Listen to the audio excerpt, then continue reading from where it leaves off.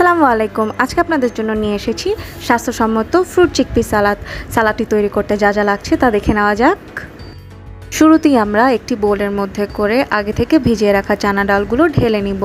এরপর আমরা একে একে করে থেকে কিউব করে রাখা অ্যাপেল, সবুজ আঙুর 2 ভাগ করে রাখা এবং লাল আঙুর 2 ভাগ করে রাখা সবগুলো ফল একসাথে বোলের মধ্যে ঢেলে দিব।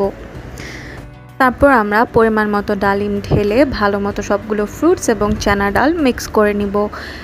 এরপর আমরা এই মিক্সচারটির মধ্যে লেমন জেস্ট এবং কুচি করে রাখা পুদিনা পাতা ঢেলে দিব।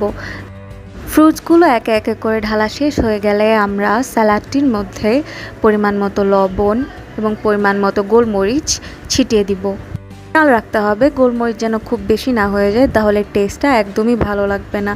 পরিমাণ মতো বিট লবণও আমরা সালাডটির মধ্যে অ্যাড করে নিব। আপনারা চাইলে খুবই অল্প পরিমাণ 2 চিমটি অথবা আধা চা চামচ বিট লবণ অ্যাড করতে পারেন।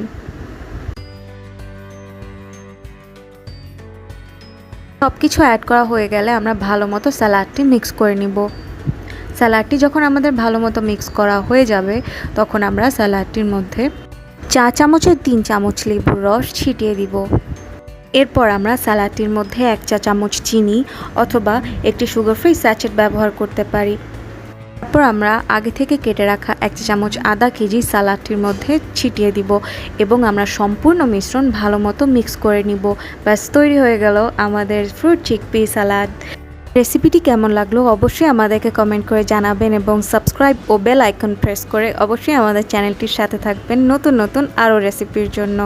Thank you so much for staying with us. Allah Hafiz.